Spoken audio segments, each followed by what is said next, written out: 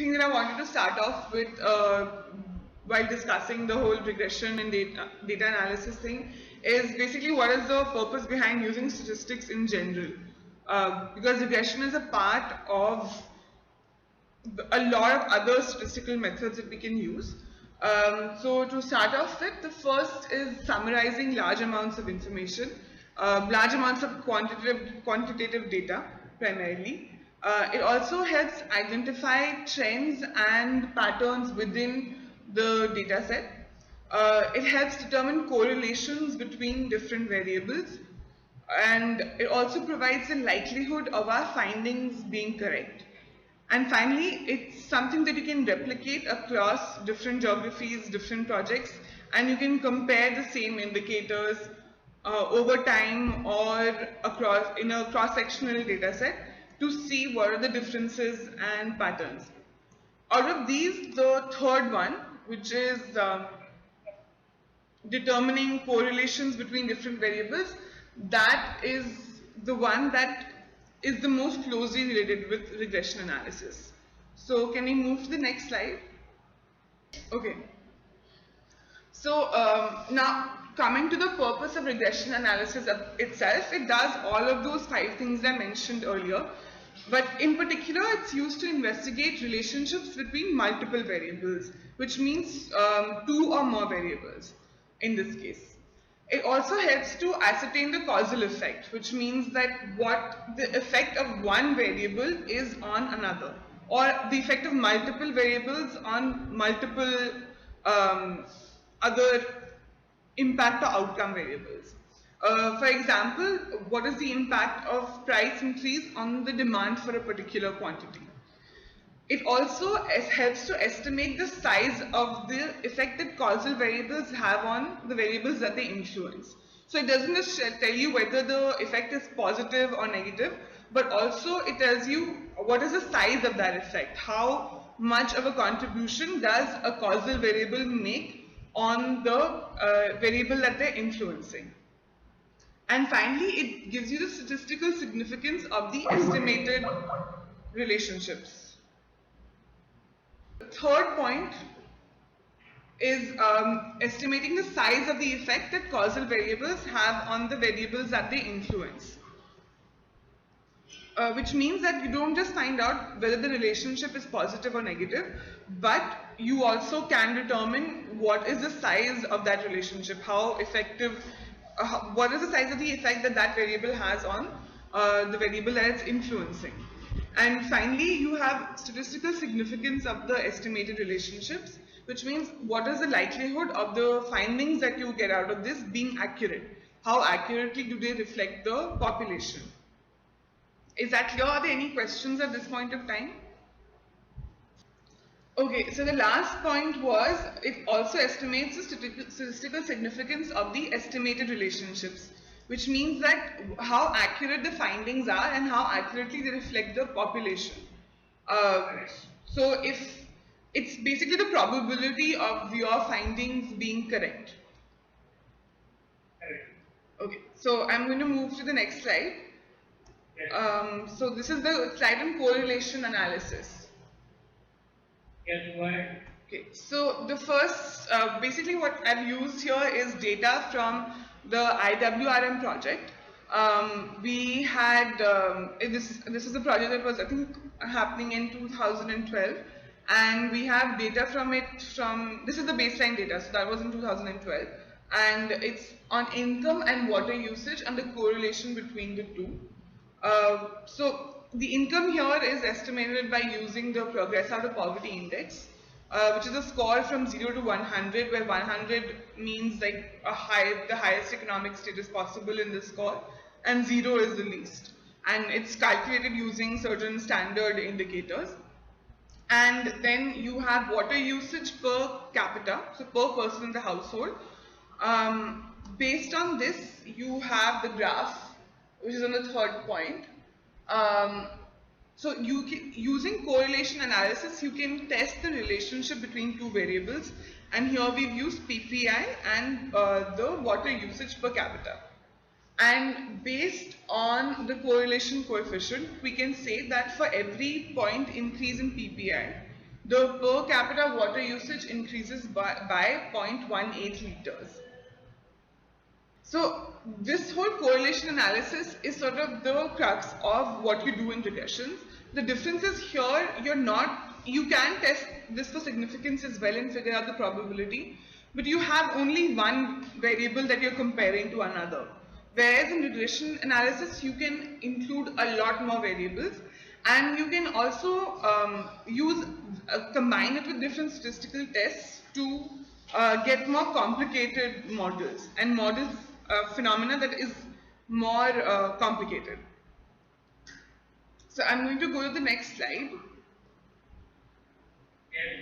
Okay, so these are some things to be aware of while doing, whether it's correlation analysis or regressions. All of these things pretty much apply. Be clear on what the correlation you are trying to show. What is the dependent variable? Dependent variable is the variable that the other variables influence. So if you go back to the IWRM slide, then here the dependent variables is the water usage in terms of liters per capita. What is the independent variable? This is what is being shown on the x-axis, and that is the variable or the indicator that is doing the explaining. It's the explanatory variable, as that is another term for it. And in this case, it is the PPI score or the economic status. And you also have to be clear on whether you're saying that a 1 point increase in PPI is leading to a 0.18 liter increase in water consumption, or the other way around. Is a 0.18 liter increase in water consumption leading to a 1 point increase in PPI? That relationship has to be clearly stated when you're doing correlation analysis. While doing this, it's a good idea to also perform significance tests. We'll get into this a little bit later as well, but that will show you how the probability of your findings being correct. Without doing a significance test, the result is somewhat meaningless, because all of our studies that we do a sample. We don't cover the entire population. And so we need to be sure that there is a certain level of accuracy in the results that we report. Second, do not confuse correlation with causation. So this is one of the biggest things. You can have two random variables and do a correlation analysis and find that they are positively correlated, but it does not mean that one is affecting the other necessarily.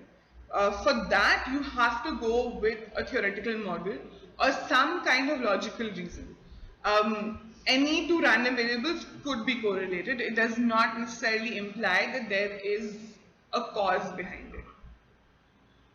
Are there any questions at this point of time?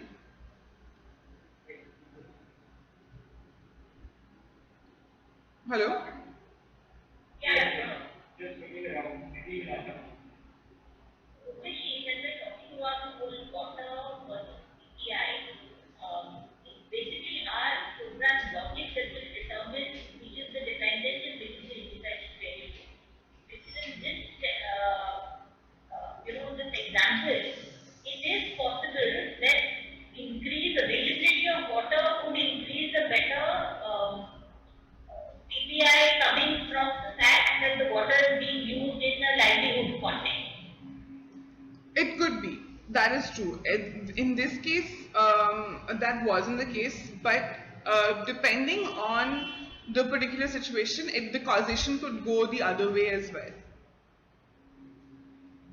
Right, so because in Pratham books, if you remember, I was always very, very confused about whether, owning more books leads to interest in reading, or interest in reading leads to ownership of books of children. So that is very confusing. So what you are saying is that you have to look at what is your program design. You have to then put out your program logic, and accordingly you have to define your dependent and independent variables. Yes, it has to be based on some kind of theoretical model, and based on that only you then decide what variables are going to be the dependent ones and which are going to be the independent variables. But also there are, I mean, this couldn't really work in Pratham books necessarily, or I'm not even sure if it would work in IWRM, but there are statistical techniques to kind of address this problem. This whole thing of, which one is causing the other, it's called the problem of endogeneity, which means that Circular logic. Sorry, what you're saying is that there are statistical models which will be able to help you identify the dependent and independent. Not exactly. Basically, there are models where it's called using an instrumental variable, where you kind of use a variable that is not necessarily, let's say, the PPI, but something that can be a proxy for the PPI, but would not be affected by water usage. Yeah. So what I was saying was that within statistics, this whole thing of like the circular logic and which one is dependent or independent is called endogeneity, which means that the variable that you think is independent is not actually independent. It is internal to the system and it is being affected by other variables. And so when you have a situation where this is likely, you can use something called instrumental variables, where for let's say in this particular example, instead of using PPI, you use some other variable that will predict PPI but will not be affected by water usage. Right? For example, let's say economic status can also be measured by your land ownership.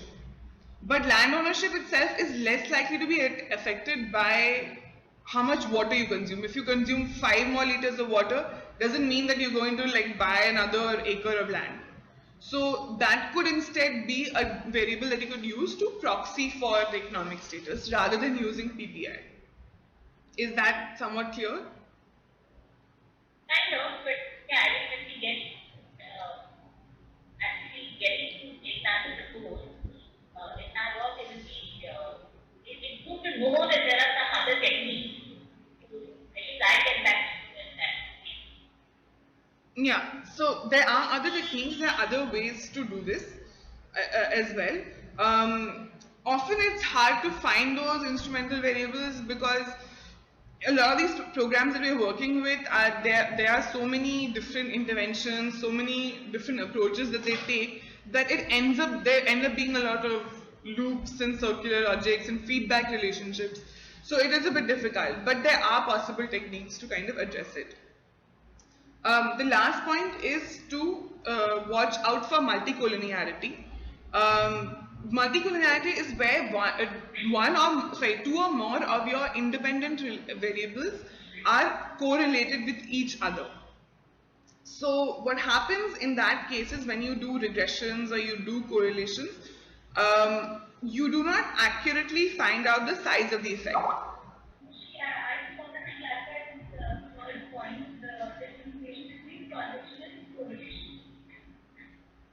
Could you be louder? I can't hear you. Causation and correlation. Okay. If I'm saying correlation, I'm saying that a certain change in X will cause a certain change in Y. No, not exactly. What you're saying is actually causation. If you're saying that a certain change in X causes Y, you're talking about causation. When you say correlation, it just means that the two variables sort of move together. As one increases, the other also increases. Example, if I'm saying X is increasing, then Y will also increase. But X will not be that X increases and Y increases, then in the same direction. No. Okay, Sandeep will explain. He's saying that he'll explain the difference. I think it will be easier. Okay, actually, Faiz had a question, which was under what conditions there can be potential confusion between correlation and causation. And the answer to that is under all conditions.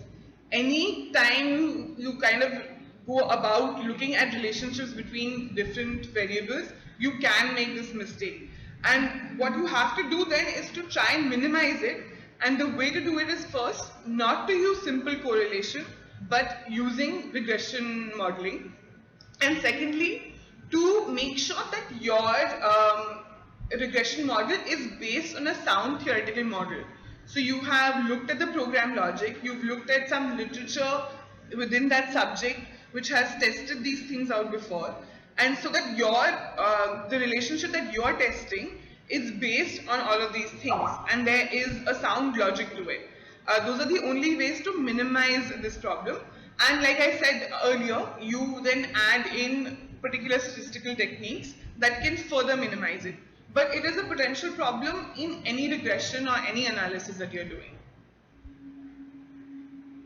Is that fine? Faiz? Yes. Okay, alright. So, can I move on to the next point then? Next point is that you should watch out for multicollinearity.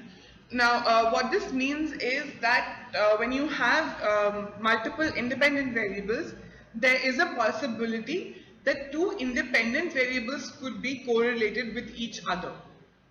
And what happens in that case is if you put both of them in your regression model, the causal effect gets divided between the two.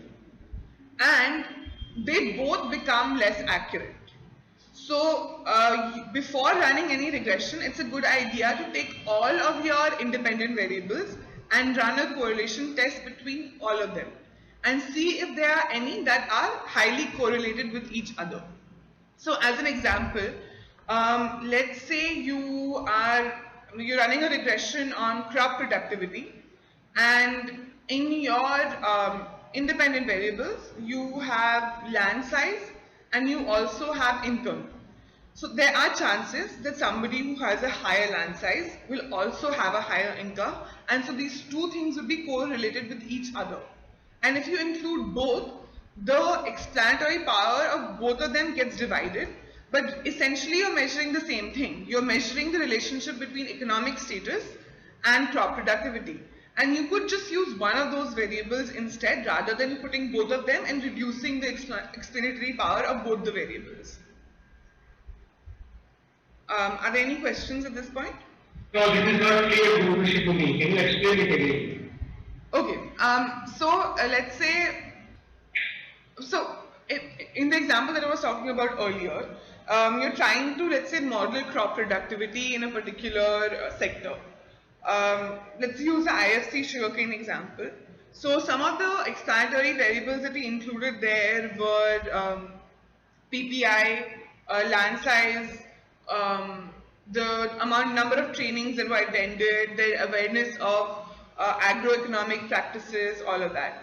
Now, if, for example, you've included both PPI and the land size is an indicator of economic status as well.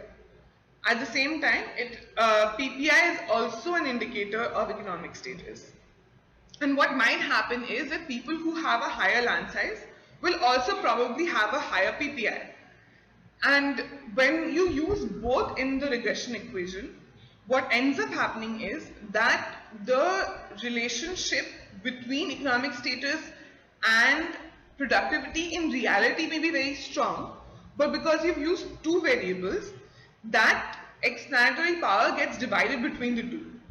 Rather than just being shown as a relationship between economic status and like a strong relationship between economic status and crop productivity, you get two weak relationships between PPI and crop productivity, and between land size and crop productivity.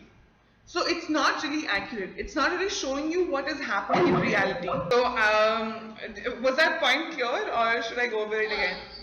One clarification. What you are saying is that before you start, you should take all the independent variables and run correlations between them to see whether they are correlated, and if they are, then you drop one or the other. Yes. So you drop which one? You drop the one which has the weaker relationship. So you test it out with both. Let's say if using the same example, you test it with PPI and then you test it with land size and then you see which one has a stronger relationship. That is one way of doing it. The other is that you also look at your logic model again and see which is more significant based on that. So since it's an agricultural study, maybe you should include land size because land size has it's a stronger theoretical relationship between crop productivity and land size.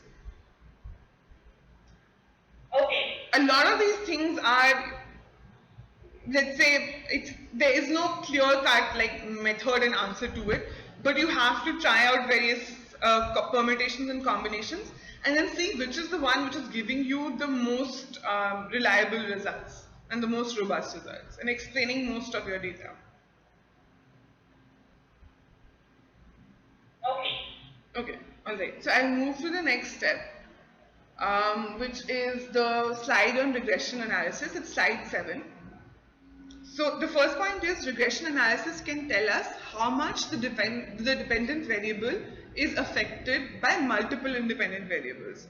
So the previous example that I spoke about between PPI and water usage, you had only one independent variable, which was PPI. But the benefit of regression analysis is that you can have many independent variables. So this is represented in this functional form. Y is equal to f, x1, x2 up till xn. Here x represents the independent variables, x1, x2 to xn represent the independent variables, and y is the dependent variable. Unlike a simple correlation, I'm going to the next point after this. Unlike a simple correlation, regression models can detect variation in the dependent variable while holding one or more independent variables constant. So if any of you recall doing calculus in school at some point, there was this concept of partial derivatives, which basically means that you hold a certain number of variables constant and you look at how the change in one of the variables affects the dependent variable. Can I ask a question here? Yeah, sure. If you want to hold a variable constant, why do you bring that in the model itself? Why not just do a simple regression and not a multiple one? So the idea behind holding it constant is not to take away the explanatory power that they're adding. Only when you have all the logically sound independent variables in your equation do you get an accurate idea of the relationship. Holding constant just means that those other variables, if they were zero, if the value of all those variables was zero, what would be the change that just this variable you're interested in is adding additionally. It's not the final predicted value, it's just the additional change that one particular variable you're interested in is adding to the model. The other variables also have their effect, and if you were not to include it, you would get a coefficient for this particular variable that is too high or too strong, which is not accurate based on what is happening in reality.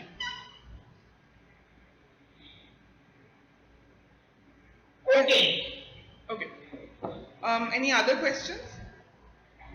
So the next point is regression analysis must be done on the basis of a logical model that you built, which I said earlier. So that's one thing that you should always keep in mind.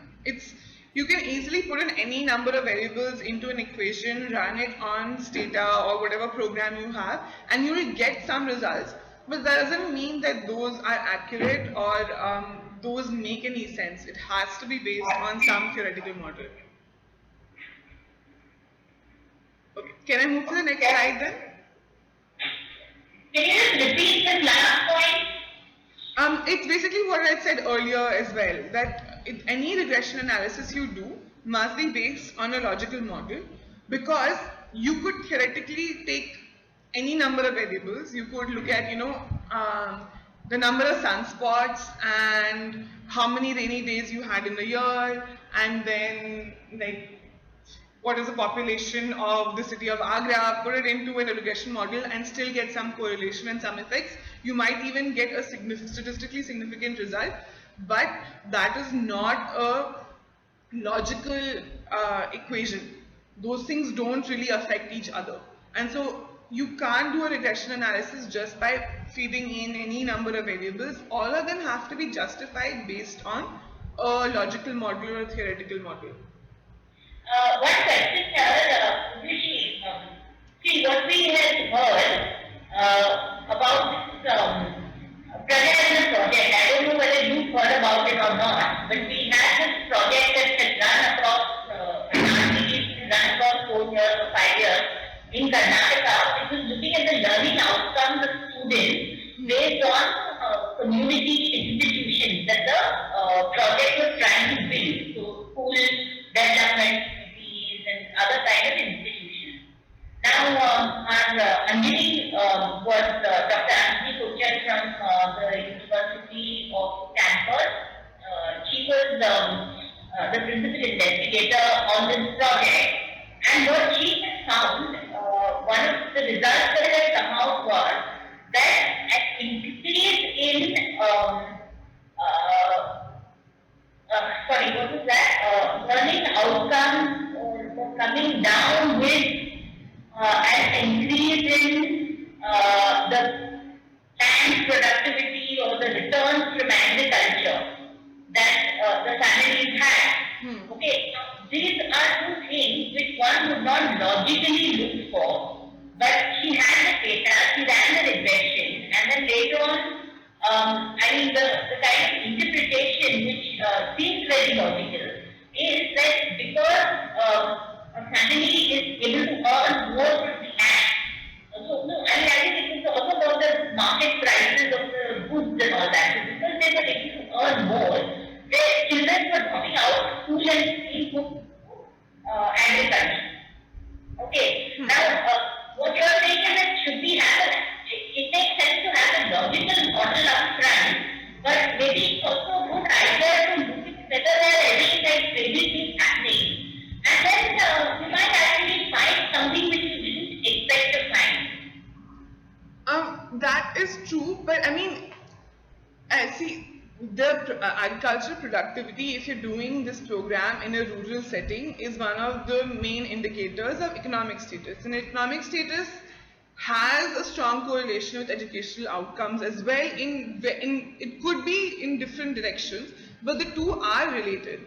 What I'm talking about is like really uncorrelated things. You can test it out, but you have to be very careful when you're doing it. Like when you start doing it, you should have some sense of what are the possible ways this could be related.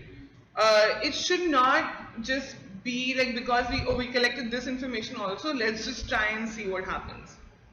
Okay, so is that clear? Can I move on to the next thing, or are there any more questions? Okay, so can we go to the next slide, which is the line of best fit. So this is basically what, I remember this from doing maths in maybe like 6-7 standard, where we had to calculate the equation of a straight line. So you have a straight line and you're given certain points, and when you plot them, let's say you have the variable on the y-axis and you have the x-axis, and you get a certain equation where it's y is equal to bx plus c. B is the slope. The reason I wanted to discuss this is that this whole idea of the equation of a straight line and all of that, that's sort of where the whole regression analysis thing starts off. The idea is that you have a number of data points and you're trying to fit a line across them that fits the data points the best. That is sort of like visually the idea that is behind regression. So what you have as the intercept here, which is the C, is what in regression outputs comes out as the constant. So that remains unchanged regardless of what the value of x is. And the slope of the line that you have here, which is represented by B, that corresponds to the coefficient in a regression output. And the coefficient basically tells you what's the relationship between x and y. What is the sign on B will tell you whether it's a positive relationship or a negative relationship, and the size of B will tell you how strong the relationship is. Okay, so can we move to the next slide then? Any questions here?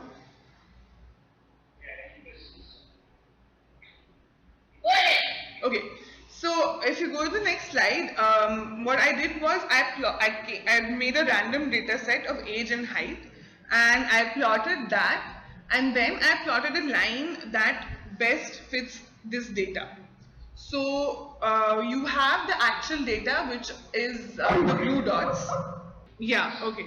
So what I was saying was that what I did here was that I plotted height against age from this data set that I basically just created myself, and then you have the slope and the intercept here. So what happens, what you do essentially in a regression, if you let's say had only one independent variable, is this: you have the data points. You try to find a line that best fits this data, and the slope of that line becomes a coefficient in your results, and the constant here C is the intercept. So you have the data, and if you were to plug in the actual values, you will get a predicted value of the height. So if you plugged in the actual value of age for any person into this, you will get a predicted height. But the thing is that because this is not a line that fits the data exactly, you also have an added error term, which is the epsilon at the end of the equation.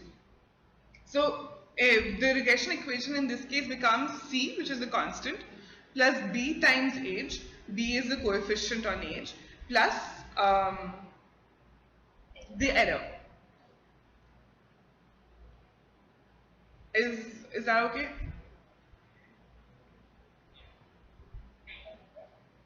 Yes. Okay. So now it's possible to graph this onto a two-dimensional graph when you have only one independent variable, but obviously you can't do that once you have multiple 8, 9, however many independent variables you use in your equation. So we can't do it visually, but that's the idea behind it. So you have all of these data points, and you're trying to fit a line in a linear regression, a line that fits all of these points the best.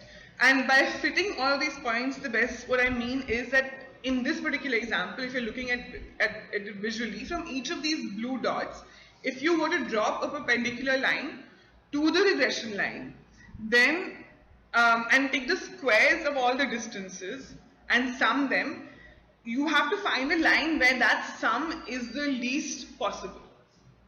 When that sum of squared distance between the blue data points and that straight line becomes minimized, that is your line of best fit, and that becomes the regression equation. Is that okay? Can I move to the next one? Yes. Okay. So the thing is that in the previous slide, I plotted the same data using a linear equation, but not all relationships that you will find in data sets are going to be linear. In fact, if you're looking at age and height, it is definitely not linear because there's a certain point after which your height stops increasing, but your age is still increasing. So there is a period when you're like from about 0 to let's say 5-6 years where the growth in height is the maximum, and then it starts tapering off till a particular point where you just don't grow in height anymore. So probably a linear equation is not the best way to predict height, and you can have other examples. Here I've just used age squared instead of simply just using age, but even that should not possibly be the right equation. It should be something like a, what is that thing? Anyway, it should be a parabola. Yeah. When you're doing this kind of regression analysis, you should also think about, rather than just which variables are going to affect the dependent variable, you also have to think about in what proportion and in what kind of power they will be affecting it. It may not necessarily be linear. Is that clear? So basically what I'm saying is that a linear relationship is that for, like, let's say, it remains consistent no matter what the value of x is. The coefficient is the same, whether the value of x is very small or very large. It's just increase for like, so you can say for 1 unit increase in x, y increases by 5 points. But there are certain variables which do not affect each other linearly, in a linear manner. There is, the increases at lower levels of x may be much higher than once you reach higher levels of x. So one example is age versus height. When you're really young, your height increases a lot more for each increase in your each year that you increase in age. Whereas after a particular point, your age keeps increasing, but the height stops increasing. So that is not a linear relationship, right? So what I was saying was that there are certain relationships between variables which may not be increasing in the same way throughout. So the example I gave was age and height, and basically that in initial years, as your age increases, your height tend to increase by a lot more, and as you grow older, that increase in height keeps tapering off till a point where you come to a particular age where your height just remains the same. It doesn't increase anymore. So, if you have variables like that you are trying to predict using regressions, you should not use a linear equation. You should use like a parabola or exponential terms. Exponential means like you increase the power of the independent variable, or you use square roots, or if you go on to the next slide, which is running regressions 1, the first point is it's not possible to depict more than one independent variable graphically. But regression analysis can help in identifying the coefficients, and thus regression equations can be used to predict dependent variables using n-1 independent variables. Okay, I'll just explain this a little bit more.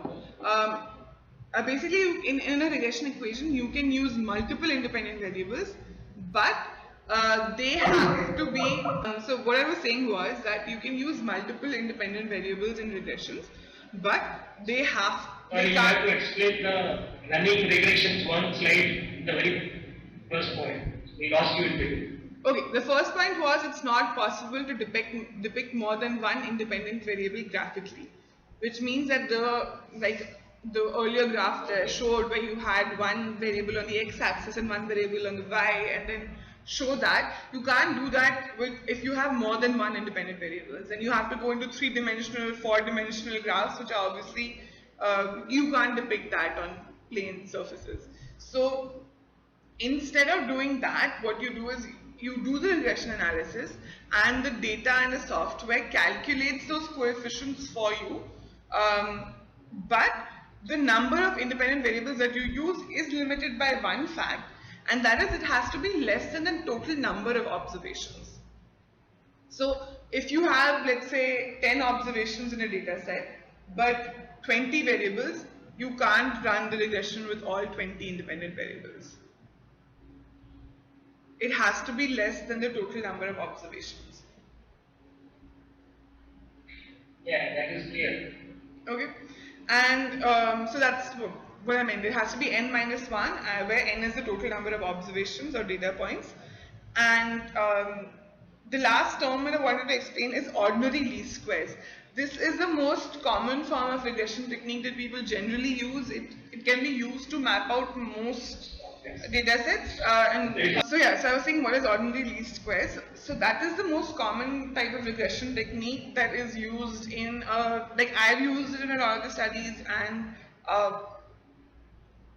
generally also that is the one that you'll most commonly find in research papers, because it's basically the regression technique used to predict any continuous dependent variable. Continuous means that it can take on any value between its maximum and minimum value. It's not a categorical variable. It's not something like a social group where you only have 5 different categories, or gender where you have either male or female and other.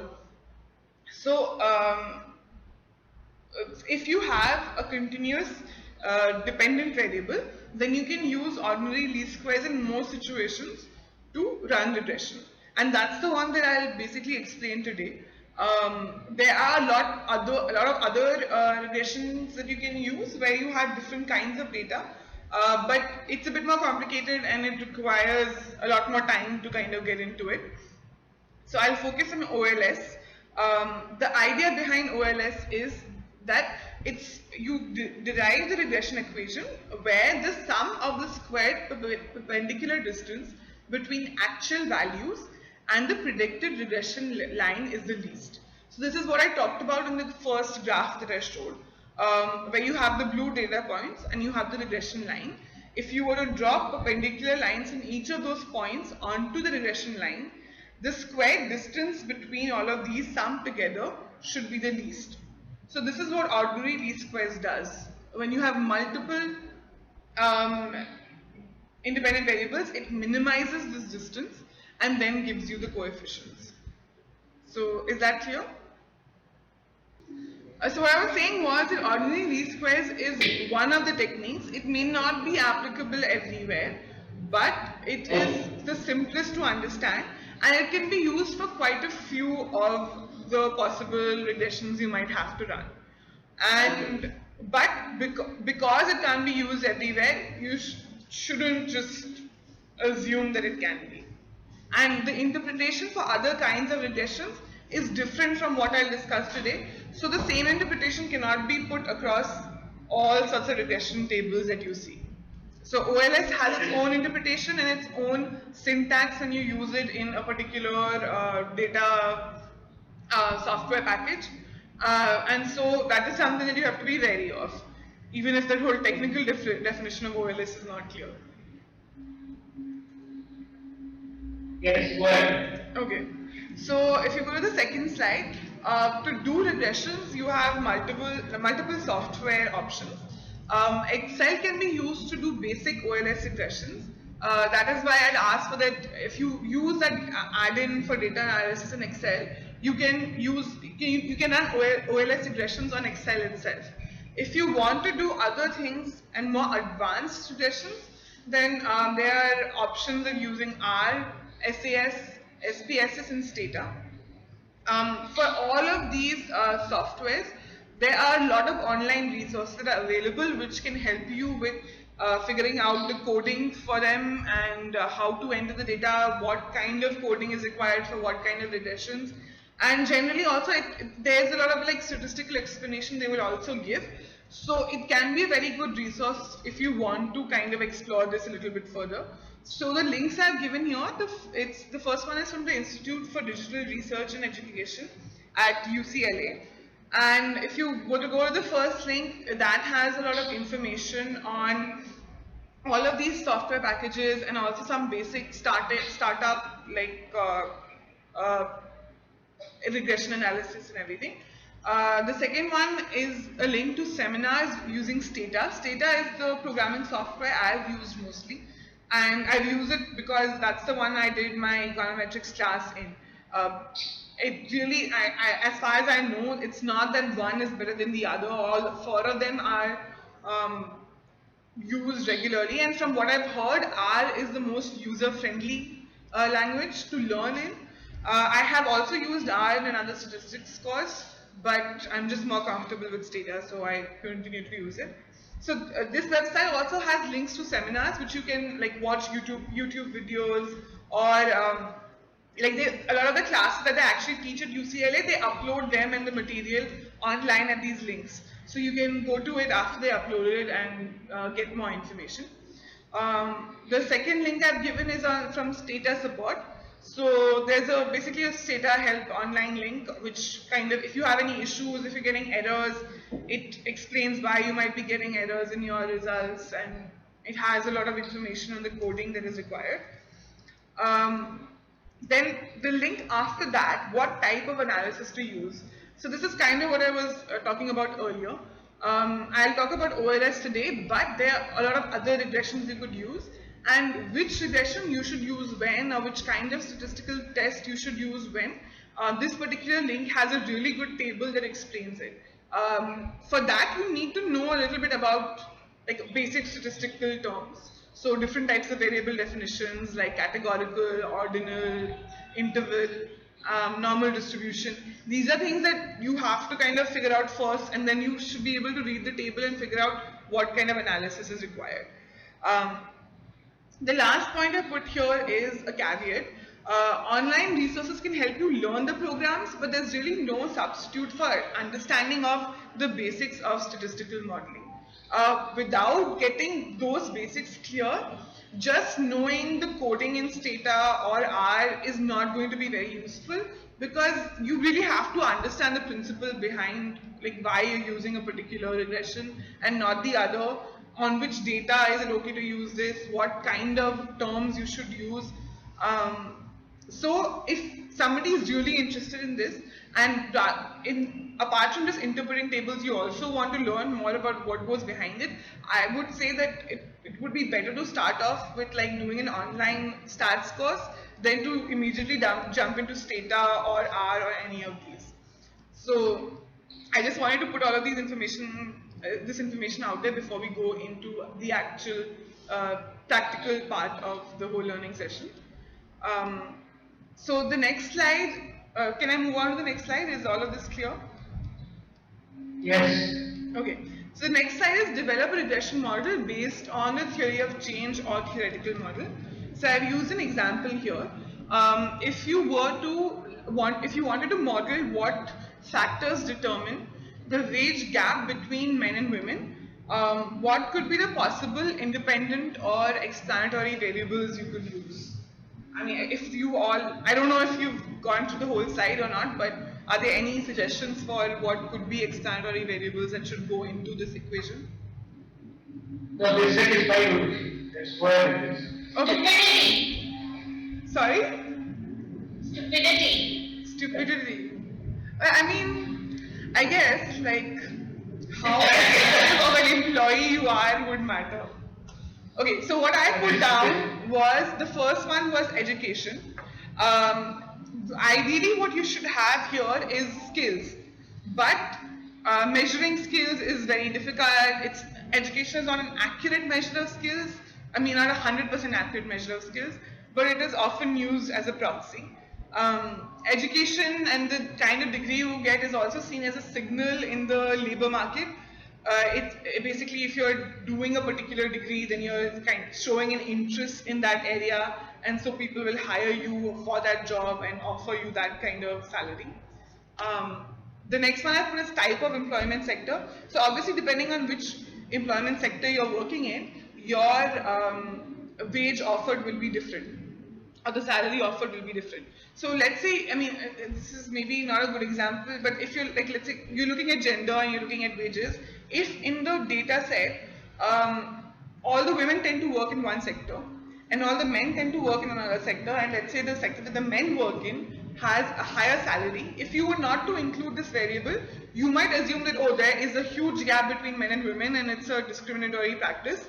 But maybe the gap is also partly because of the different sectors they're working in. This is just a hypothetical example. So that is why that variable should also be included.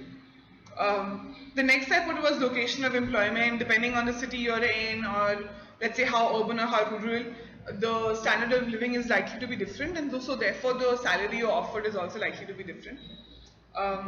Then I put the variable of interest, which is basically the variable you're really trying to see, like how much, what is it, this is the relationship you're most interested in, which is gender, and then based on this you can kind of come up with this regression function, which is wage gap is a function of education, the employment sector you're in, the location of employment, gender of the individual.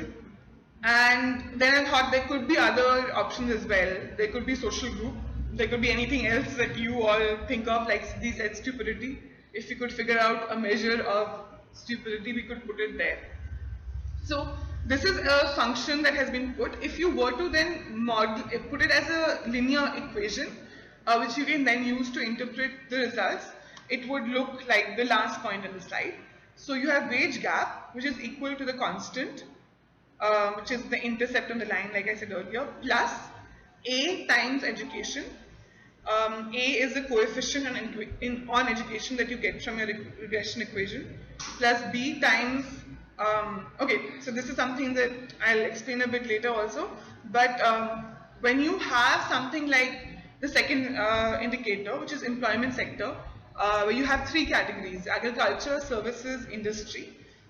The way you use this variable in a regression equation is that you create binaries for each category. Binary means a 1-0 variable. Right? So if somebody is in agriculture, the value for that person becomes 1 in that agriculture variable, but if they are in any other sector, then that value becomes 0. And you have to do this for each category that is there minus 1. The last category automatically gets calculated in statistical packages. So you don't have to include that. But so that's why I've included B times agriculture plus C times services. Is that clear? I was using the example of the employment sector variable where you have three categories: agriculture, services and industry. And what you can, let's say you in your data coding, you put this as 1, 2, 3. And if you were to just automatically use that 1, 2, 3, what happens in the software is that it assumes that 1, 2, 3, that code has a numerical value. And so, like, then it becomes that industry is higher than services and services is higher than agriculture, which is not really the logic behind this. You want to look at what are the differences between the three sectors without assigning any quantitative value to agriculture or services. So what you do in that case is use a binary variable for each category. So if somebody is in agriculture, the agriculture variable becomes 1, and for those who are not, it becomes 0.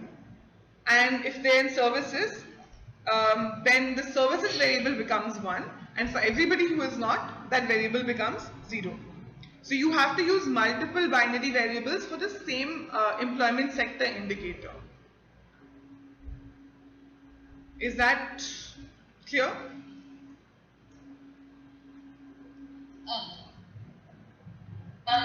It's kind of clear, but I have two questions on that. Sure. Two questions on this slide. One is that now you put in urban. Do you also need to put in rural, or do you just take one of these? So if you have, let's say, like 4 categories, then you should put in 3. Because what happens is that when you run this software, the last category gets dropped. It's a little hard to explain without like being there, but the idea is that the constant captures the last category. So if you have 3 categories in that situation, you can put agriculture, you can put services, and industry will be captured by the constant. Yeah, and if you put services in industry, then agriculture would be captured. Yes, exactly. So then when you're choosing which of these 3 categories you should put in, but you need to put in 2 if there are 3 categories, you need to put in 1 if there are 2 categories, and so on. So n minus 1 you need to put in. Yeah. You can even put less, but you can't put n. Because then what will happen is it will calculate, let's say you don't put services, you don't put industry, it will give you the difference that agriculture has from any other sector. So if you've read, I mean, I don't know if everybody there would have read any of these reports that we've done where we've used regressions. Whenever I've written the explanation, it's usually that people in agriculture have a difference of like 30 rupees from everybody else. That's basically where it's coming from. So everybody else becomes one category and agriculture becomes another category. Got it. Okay, so that is what. I have another question on this. Yeah. Now here on the top you said determinants of wage gap between men and women. Yeah. So then why do you put women again in as an independent variable? Does that imply within the dependent variable? No, the dependent variable is the wage gap. You're trying to determine what are the things that determine the wage gap. There could be other factors. There are other control variables like education, where your employment is located, which sector it's in. And finally, there's gender. So what happens is that if you were to just put gender there, you would get a result that doesn't take into account the other things that are affecting the wage gap. So you include gender along with all of these other variables in the explanatory variable set. And then the coefficient that you get on that women variable is the actual difference being caused just by gender. Okay. Would there be some degree of collegiality between things like women and education? Wait, sorry, would there be? Multi-collegiality between women and education? No, that's unlikely because women is a binary variable and education is continuous. So those variables, it wouldn't be multicollinear because the nature of the variables is different. Okay. So let's suppose you run this regression and you find that there is no significant relationship between of women on the wage gap. That means basically what you are saying is that there is no difference. Yeah. So the other things don't really matter now because it shows that there is no significant difference in the wage gap based on gender. Yeah, so if let's say the women variable you get a result that is not statistically significant, then that means that gender doesn't matter in terms of determining wages, and that other things matter. But if you let's say you got a significant result on the women variable, and let's say the coefficient was negative, then you could assume that despite the fact that basically this means is like they're holding other things constant.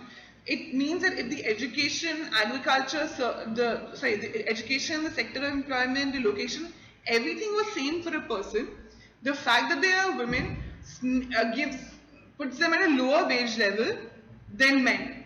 That means there's a discriminatory factor working in that market, and the difference is based not on these other factors of education or sector, but just on the fact that they are women. Okay, thanks. Okay, is that clear for everyone? Yeah, go ahead. Okay, so basically this is the way you should go about kind of figuring out what regression equation you're going to run. You should think about the idea that you're testing out conceptually. What are the indicators you would like to include? Like I said, I put education here, but ideally it should be skills. But that is very hard to measure, and you might have to compensate for it using some other measure.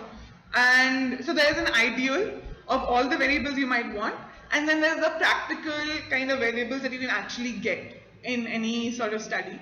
And so you always start from the ideal, and then you come down to, okay, these are the variables that will be practical to collect, and this is the best way to measure these indicators.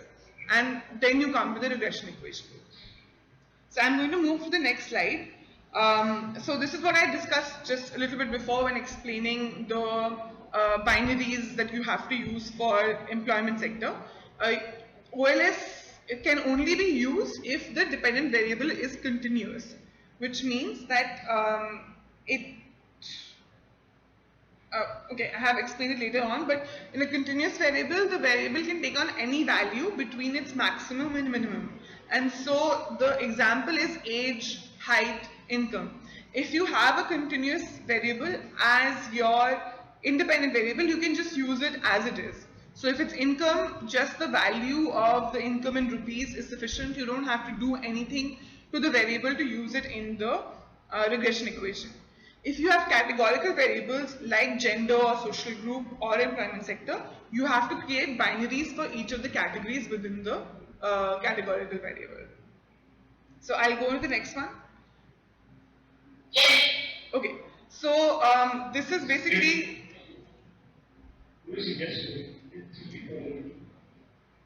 Yes, next one. Okay, so this is where I sent you all a data set in Excel. The file name is practice data antelope. Can you open that? So is that open for everybody? Everybody has that data set, the Excel file open? Okay. And if you go to the second sheet in that file, there is a sheet called variable list. Yes. Okay, so basically this is a data set that I got online. It's basically a data set of the population of antelope fawns, baby antelopes in the spring. And you're trying to predict the population of antelopes by looking at three independent variables. The first is the size of the adult fawn population in the previous season. So, and all of these, the population sizes are in hundreds. So, if you look at the data set, the first point is 2.9, that means it's 2,900 antelope fawns and 9,200 antelope adults. Okay, so that's the second variable. Then the third variable is annual precipitation in inches. So however much rain happened in the previous year in inches, and rain and snow, because this is an area where snow also happens. And finally the winter severity index. So this is an ordinal variable, which means that you have categories, but these categories have a particular order to it. So this particular variable can be used as it is. You don't have to make binaries for it, because there's a meaning to the 1, 2, 3, 4, 5 here. 5 is the most severe winter and 1 is the least severe. And so you can look at how, if like the severity of the winter increases, how that affects the antelope population. So if you go back to the PPT,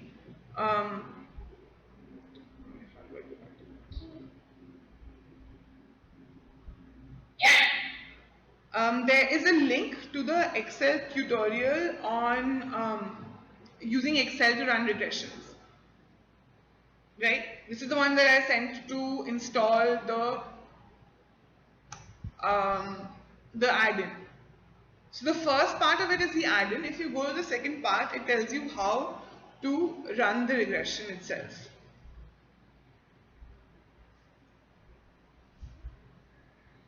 So you have to scroll down to where there is this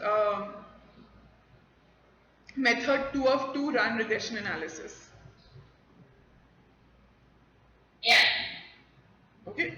So you can follow the instructions that are there to do this. I can't really explain it without being able to show you what I'm doing on my own system. So if you can all just follow the instructions there, then it should be possible to run this regression. Okay. So you have to select all of the variables and the data that is there, and you go to the data tab in the Excel file. And within the data tab, now you should have another additional button which says data analysis. So if you click on data analysis, you get this other window where it starts off with ANOVA two-factor replication. Basically, these are all the kinds of analysis that you can do using this particular add-in. If you scroll down towards the end, there is a regression option. And if you select that regression option and click OK, you will come to another window. I just want to mention a few things. Once you have that thing open and you've selected the variables, for the input X range, you should select all 3 columns simultaneously. So from B to D, B, C, D columns should be in your input X range. Hi, so have you guys been able to run it? Yes. Okay, so you must have gotten the output in another sheet, like sheet 1. Yes, please. Okay, alright. So if you go to the output, the first table is called regression statistics, right? Yes. So the 2 things that we will look at are R squared and adjusted R squared. That's the first one. These 2 outputs basically tell you how much of the variability in your actual data is predicted by the model you've used. So you have R square, which is 0.97. This means that 97% of the variation in your actual data is explained by this model.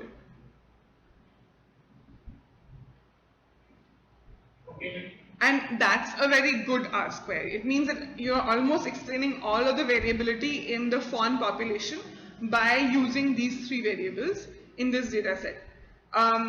Adjusted R square is basically what happens is that if you keep adding more and more variables to the model, your R square will invariably increase because a little bit of a coefficient gets assigned to each variable. So the adjusted R square basically it modifies the R square to account for the sorry. Sorry, go ahead. So the adjusted R square basically modifies the actual R square for however many variables I use. So the more variables I use, the adjusted R square will decrease a little bit. And it basically the adjusted R square weighs the stronger variables more than the sort of weaker correlated variables, and that's how you get this result. Apart from this, we'll go to the third table directly. I'm not going to go into the second one. The third table is the one where you have the coefficients, standard error, t-statistic, p-value, and the lower and upper 95%, all of that. Urvashi, Yeah. go to the next table.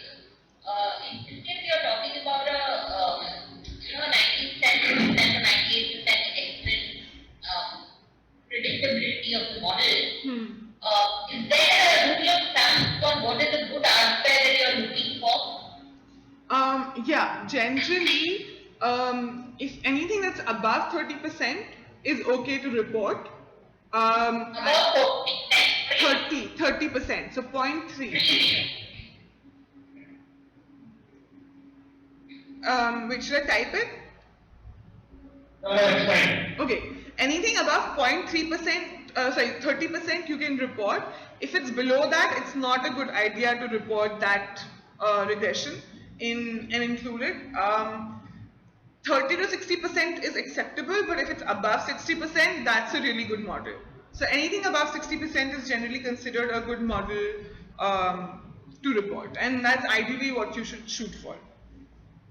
Okay. And while this particular data set you have 97%, it's very rare to get this in most data sets. Usually you never get close to 90. So that is why a much more realistic idea is about like 50-60% in the R square. Okay, so next we'll go to the table with the coefficients. The first indicator there is the intercept, which means the constant. So regardless of what are the values for the other indicators, this is the constant that you'll have.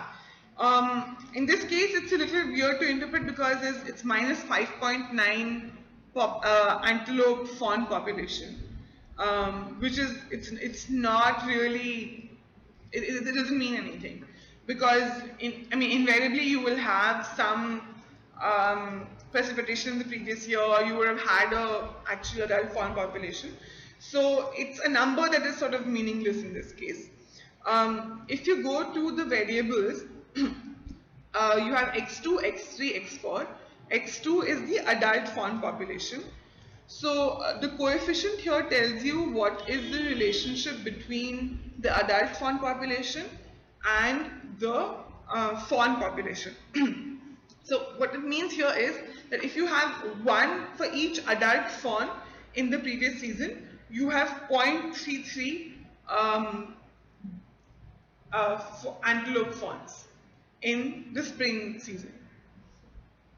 And this, if you want to see check whether this result is statistically significant or not, you need to look at the p-value. So the p-value is the probability of making an error, like reporting a relationship where none actually exists.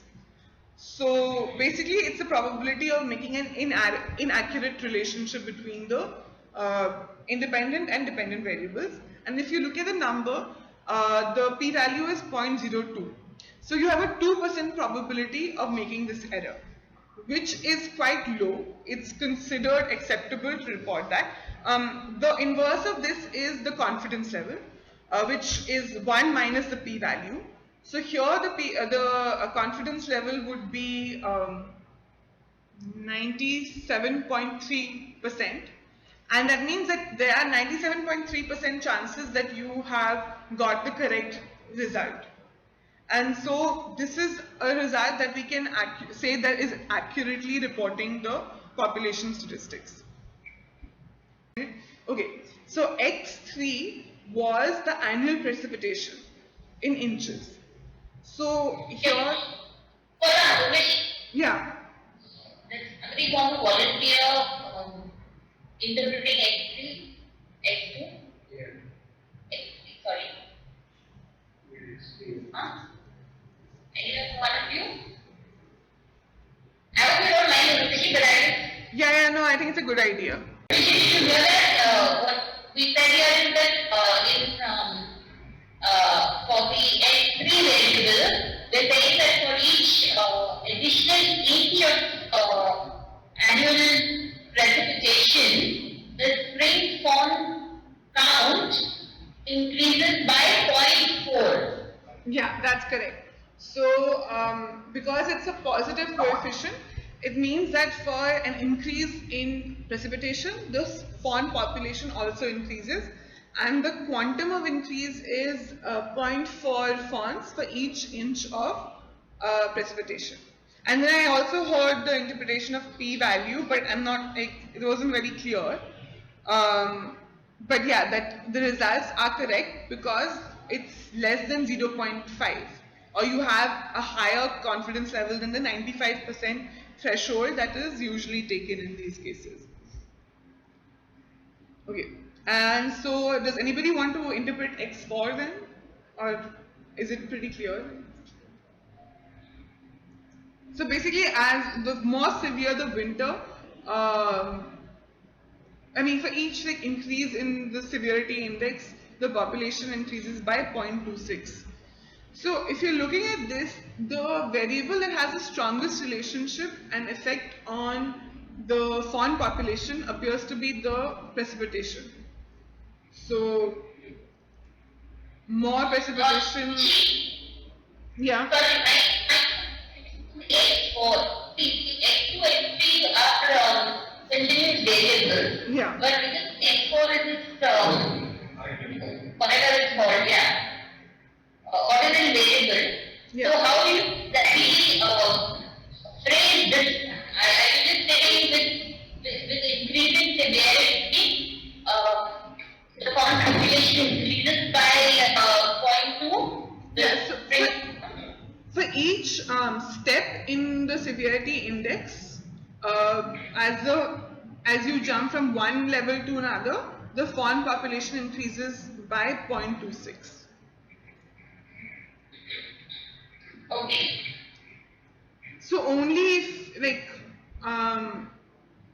you get like one full fawn only if you have moved at least 4 points on that severity index.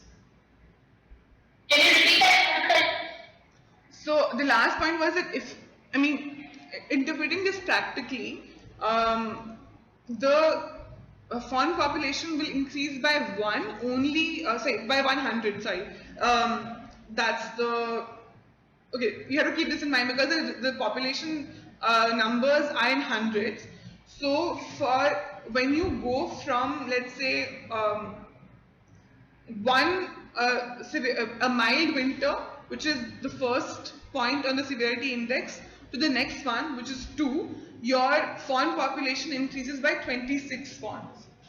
Because the number is in hundreds. Hundreds of antelope fawns and hundreds of antelope adults.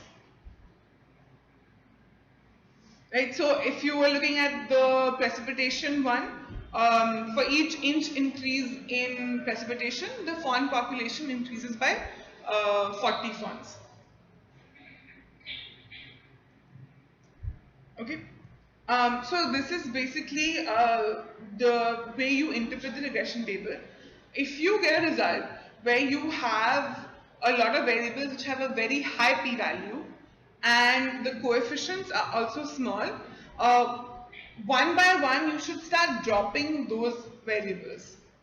So start with the one with the highest p-value. The essential interpretation, if you like, let's say have a p-value that's above 0.15 at least, is that statistically there's no real difference being added to the model by that variable. It's not like, let's say if the p-value for x4 was let's say 0.80 instead of being 0.03, you could say that the x4 variable, which is the winter severity, the effect of winter severity on the fawn population is as good as 0. Okay, so what I was saying was that in this case, you have got all p-values that are significant, so you can report this model as it is. But often what you'll find is that there will be certain variables which will not be significant. And if the p-value is very high, like let's say 0.8, 0.7, you should one by one start dropping some of these high p-value variables and then see how the others change. And what you're basically trying to do when you do this is, when you adjust these variables, is to see how it affects the R square each time you drop a particular variable and the adjusted R square. So it's basically striking a balance between that, between having as many significant variables as possible, while also shooting for the maximum adjusted R square possible. Usually, if the value for a particular variable is high, we should drop it. And then redo the analysis, right? And then look at the R square versus R square. Yeah. Also, I'll just point out some of what the other things here mean. ANOVA is a bit more complicated, so I'm not going to discuss the second table. But there is the second thing, the third column in the regression table, T statistics, that is another measure of significance. So actually the p-value is calculated by looking at the T statistic in a distribution table, but that's a little more complicated and it's used in other ways to test significance. And then you have the lower 95% and upper 95% columns. This is the margin of error. So if we've discussed sampling before and we've talked about plus minus 10% margin of error, this is giving you the value of that margin of error for the particular variable. So for the particular coefficient. So let's say you have 0.33 as your coefficient for x2 variable, and you have a 97% confidence level based on the p-value. What you're saying is that with 97% confidence, you can say that the effect of the adult fawn population on the the adult antelope population on the fawns lies between 0.06 and 0.614 with 97% confidence. So this is like how you interpret the margin of error. The coefficient is sort of the midpoint between these two, but the actual value could lie between this range. Basically the margin, when you do statistical analysis, you are using a sample from the actual population. And when you report the results, when you have this coefficient that you have, it's going to be reported as, it has a range, it's not an exact value. So it could be that your population has a 0.614 coefficient as well. It could be as high as 60 fawns for each 100 fawns in 100 antelope. Sorry, I'm getting a little confused. Okay. So the coefficient that's reported is 0.33, but it could be as high as 0.614 or as low as 0.06. So we're saying for each exact fawn, there is an increase in 3 fawns. But there is a 95% chance that this could be between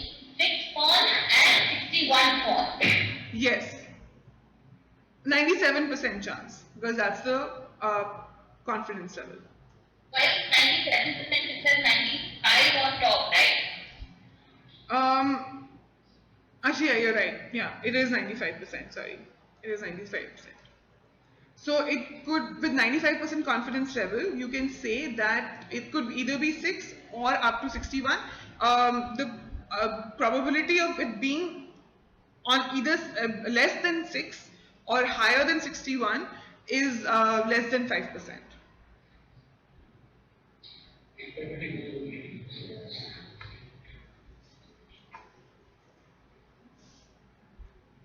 Yeah, please go ahead. Okay, so I also sent another Excel file,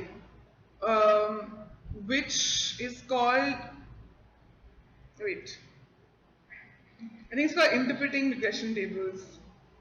Yeah.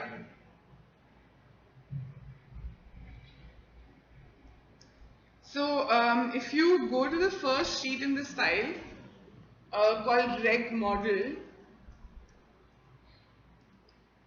Yeah, what I asked to ask was there were all those asterisks. There are asterisks in this one.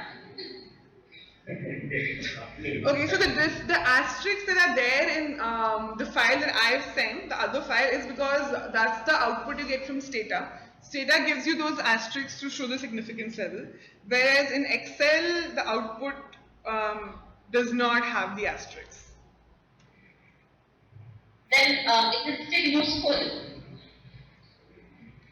You can include it. I mean, it's visually, it makes it a bit like you can interpret it a bit more quickly if you present it that way. And a lot of papers that are published using regressions, they do use the asterisks. So it's a good idea. But if you were to add it directly, then it assumes that it's a function. So you have to add a single quote in the beginning of the number and then add the asterisk at the end, and you'll be able to see it.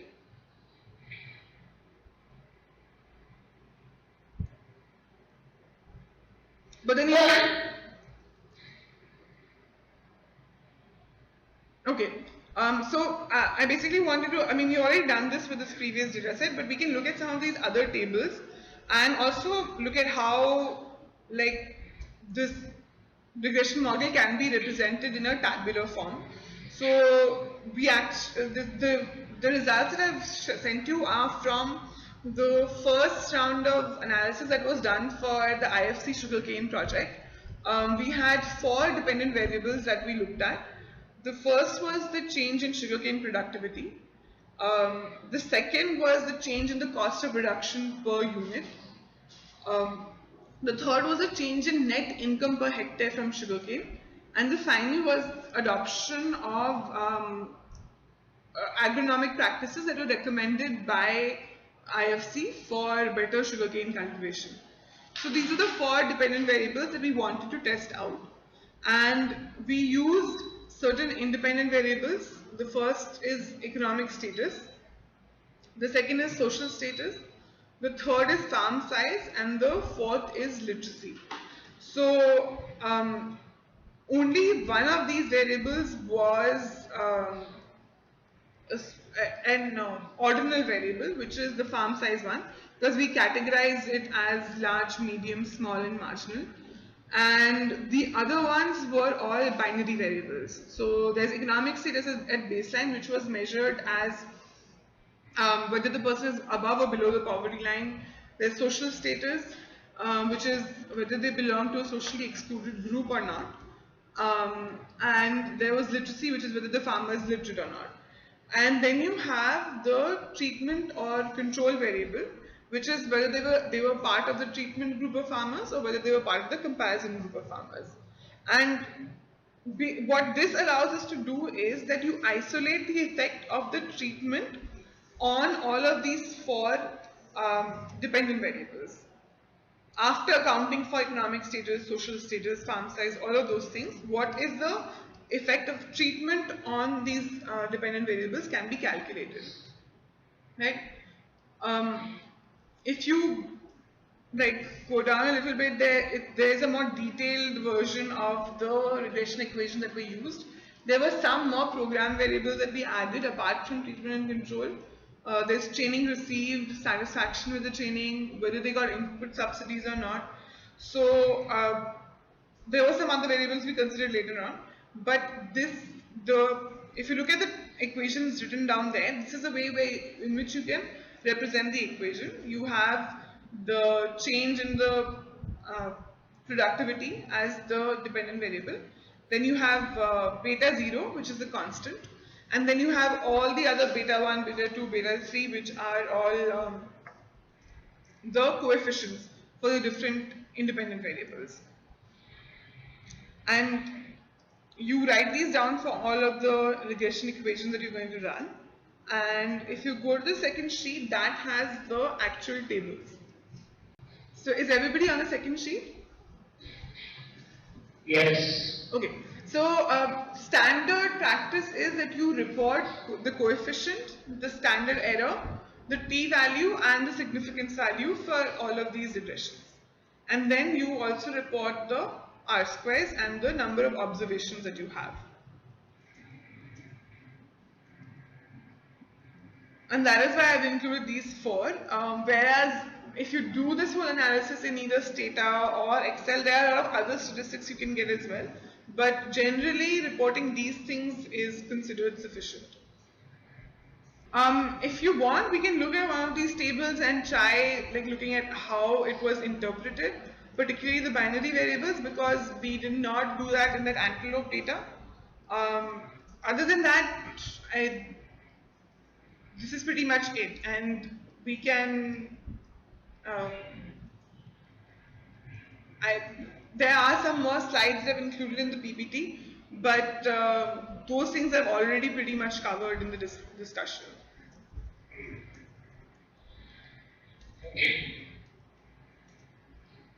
So does anybody want to look at the second table and see how you would interpret the treatment variable? Because that is a binary variable. It takes on the value of 1 when the farmer is a treatment farmer, and it takes on the value of 0 when the farmer is a control farmer. Anyone?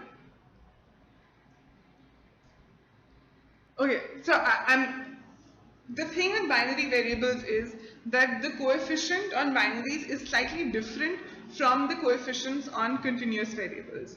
It's not a relationship where you can say 1 unit increase, because these are not units. It's either treatment or it's control.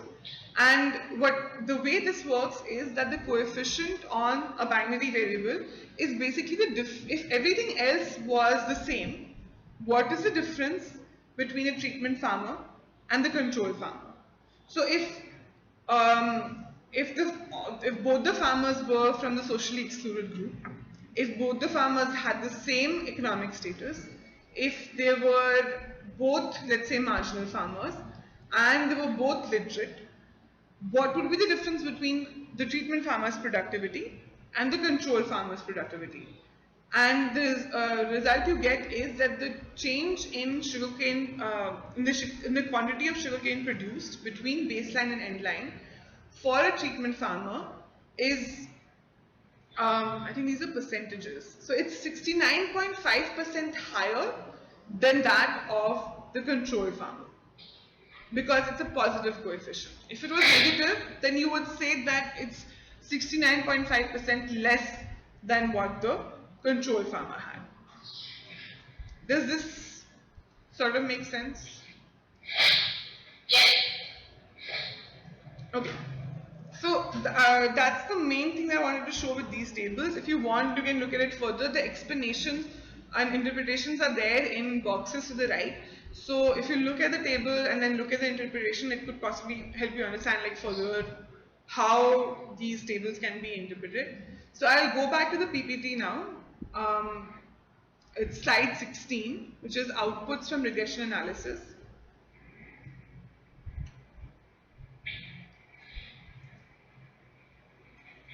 Okay, so like I said, there's R square value, which tells us the percentage of variation in the dependent variable that's being explained by the model. coefficients for xn, which tells you the average amount by which y changes for xn while holding all the other independent variables constant. So if everything else is the same, for each unit increase in xn, how much does y change by? And finally, the significance of the finding for each variable and the model overall are reported. I'll go to the next slide because we already covered that and all of this in the outputs. Here I listed the different types of variables that you could possibly have in a regression, and I've put the definitions as well. When deciding which type of regression to run, you have to look at whether the dependent variables and the independent variables, which category do they fall into. So you could have categorical, which we've already discussed. You could have ordinal variables, which are similar to the categorical ones, but there's a clear ordering of the groups. So, for example, educational categories, postgrad, graduate, higher secondary, middle, primary. There's a particular order, with postgrad being the most educated and primary being the least in this case. You have interval, which is again similar to ordinal. There's an order to the variables, but the gap between each value in this variable is the same. So let's say you had income ranges where you said people who earn up to 500 rupees, let's say people who earn up to 10,000 rupees, people who earn up to 20,000 rupees, people who earn up to 30,000 rupees. That is, if you have equal gaps in each of the values, then that's an interval variable. And finally, continuous, this also we've discussed already. The definition was there as one example of a continuous variable is the time taken to complete the session. It could be 0 minutes, it could be, I think it's now almost 2 hours actually. So it could take on any value between 0 and 2, and because you can measure it up to nanoseconds. Finally, normal distribution. This is a type of distribution of data for which you can do OLS generally, but there could be other distributions, and then you might have to look at whether some other technique would work. A normal distribution is a probability distribution that plots all of its values in a symmetrical fashion, and most of the results are situated around the probability's mean. So it's the same thing as the bell curve, which you might have heard of. If you have a mean around which most of the data is concentrated and both sides of the mean look similar. So, for example, height. Generally, for any population, there will be an average height. Most people are concentrated along that. And the further you move away from the mean, the number of people that fall into that height category keeps decreasing. So there will be a few people who are exceptionally tall and 6 feet 8, 6 feet 9, but most of them will be concentrated around the 5 feet 6, 7 group, which is the average height. And then further, if you move down, again there will be some people who might be 4 feet 9, 10, but it keeps reducing as you go towards the other end. And that is called a normal distribution. There are distributions where the mean, it looks slightly differently. For example, income. Generally, if you look at income distribution, you have a few people who have very high incomes that are concentrated towards the very end, and that skews the distribution. So it does not look like a bell curve. I'm going to move to the next slide unless there are any questions up to this point. Okay, so Puneet has a question. So in this slide, like you mentioned, there are these kind of variables, and we have ordinal, we have interval. So in order to put it in an equation and to run a regression model, we have to convert these ordinal models into categorical, or is there a direct way to do that? So ordinal ones you can use directly. If they're categorical, you have to use binaries, but this is only when you're talking about independent variables. If you have an ordinal dependent variable or a categorical dependent variable, then there are other techniques you have to use rather than OLS.